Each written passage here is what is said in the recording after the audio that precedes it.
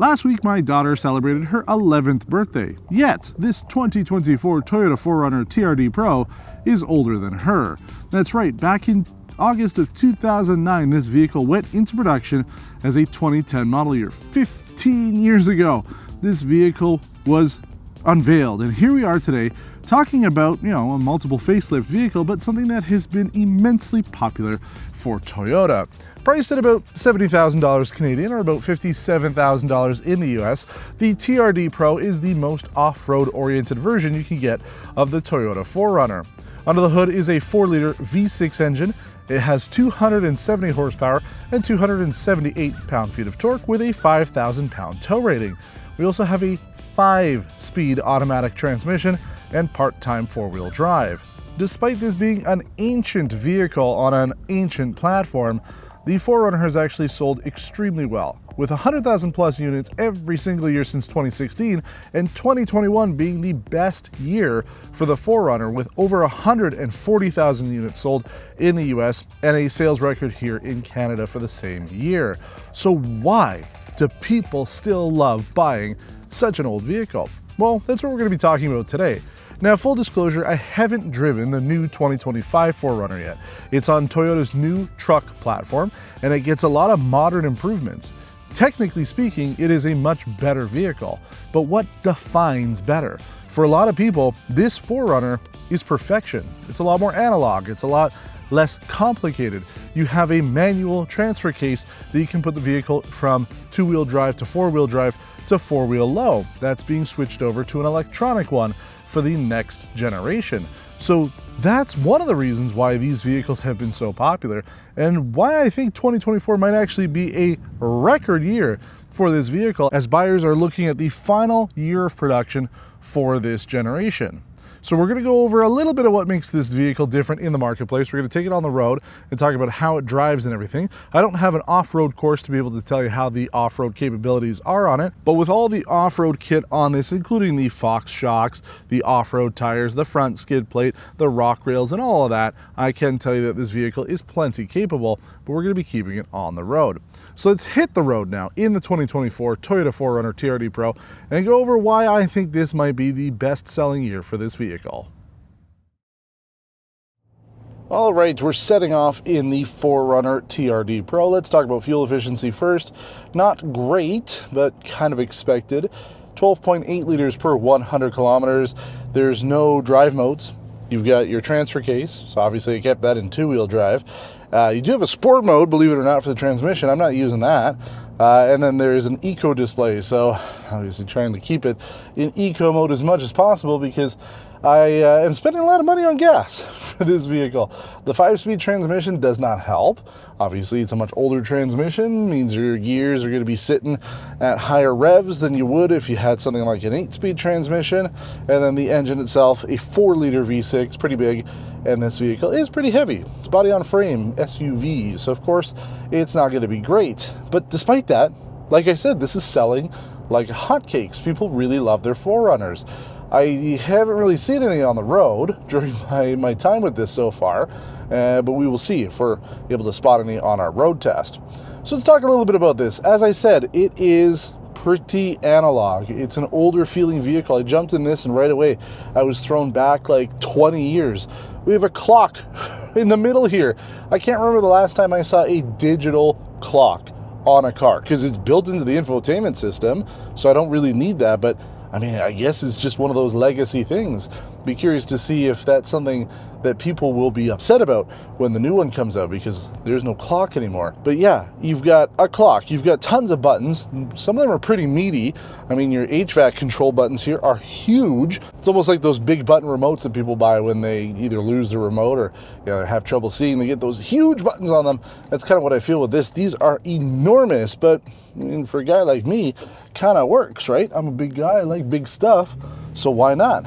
Now, one annoying thing with the turn signal here, this vehicle's so old it doesn't have a 3-click, right? Look, oh, it only flashed once. It doesn't even have that. Those courtesy 3-click things, that's been around, I think, longer than 15 years, but Not on this. So you're losing out on the modern refinements that you would expect from pretty much any vehicle, especially a Toyota. But that's the charm of the 4Runner, and I believe that's why people continue to buy this, because it is a little less techy. It's a little bit of a throwback. You feel like you're driving something that, you know, is rugged and capable and safe as well, but without all the fuss that we don't like. You know, we talk all the time about how we hate that infotainment screens have everything now. There's no buttons. Well, you've got plenty of buttons. There's so many buttons that we've got some in the roof. This is for your slow speed crawl and your rear differential. You've got your heated steering wheel button tucked away and dials for your heated seats. I mean, there's buttons everywhere. So we do like that.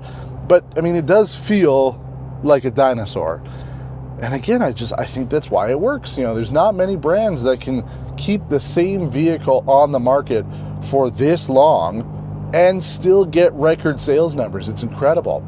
So people love their 4Runners, and I like I said, I believe that's why the next generation, although it will be technologically advanced, it will be safer, it will be more comfortable, I don't know if it will resonate with 4Runner owners. It looks great.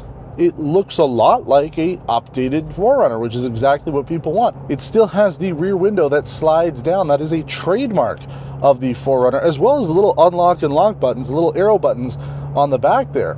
So, I mean, it is an updated 4Runner, but is it what people who buy 4Runners want?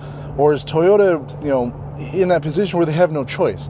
And I think that's ultimately what it is, because you can't keep making the same car for 40, 50 years and you know, be able to meet certain regulations. It's why the Crown Victoria was killed off, because it couldn't get stability control.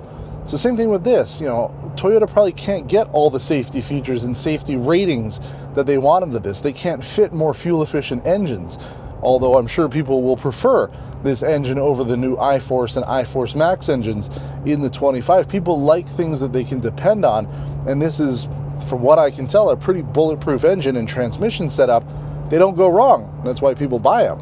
So while I think current Toyota 4Runner owners are going to look at this as the final hurrah, the end of an era for this generation and for a vehicle that they absolutely love, I don't think it's really opened up to new buyers. I don't know how many new people have come into this generation 4Runner, especially at this age, because like, it is 70 grand. It's pretty expensive.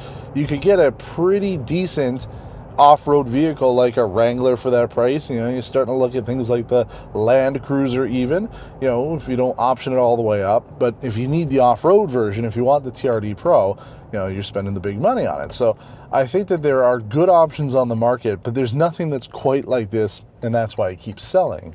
You know, I originally booked the 4Runner because, believe it or not, I've never driven one. We've been doing test drive now for a little under 10 years. And I haven't gotten into one of these, even, you know, in my personal life. It's not like I've ever rented one or had one. So I was always curious as to why these have been so popular. And I mean, I can understand if you're looking for that experience of having something that feels a lot older than it really is, then this is the way to go. It's comfortable enough on the road, even with the TRD Pro package. You know, we've got the big off-road tires, small rims, things like that. It's surprisingly comfortable on the road, and it's not overly noisy. I feel that the exhaust is noisier than the wheels are, but you know, it's comfortable enough. I did get a little bit of fatigue in the seat after driving home with this.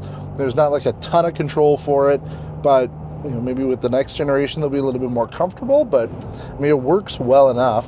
You've got space, you know, second row has plenty of space, even though there's nothing back there, just two vents and like a USB-A outlet, and then a pretty decent sized trunk area. So you are getting a flexible vehicle, you're just sacrificing modern tech and maybe a little bit of comfort here and there, but I actually have liked it. It's a charming vehicle, and that's something that I wasn't quite expecting. You know, this Terra color, it's exclusive for the TRD Pro this year, so it's going to be exclusive for anybody looking at this trim, meaning if you're in the market for this, you know, you've got an older 4Runner, you want to upgrade to this and you want the off-road version, you can get this. And every other 4Runner owner should know that you've got the 24. So that is my question to the 4Runner owners out there. We know we get a lot of views from those who already have these vehicles, especially when we're doing something that has sort of a cult following like this. Do you have a newer 4Runner and you're looking to get this final model year of this generation? Do you have an older one and you're finally looking to upgrade? Because, you know, realistically, you're not getting a whole lot different even if you have like a 2014.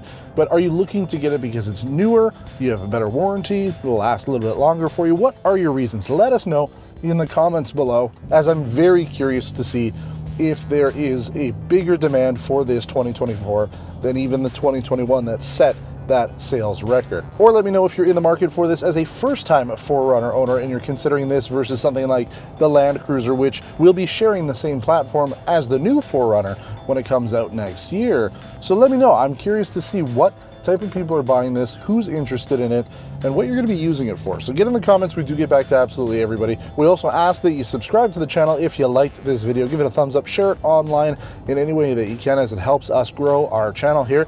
But we appreciate you watching, and until next time, take care.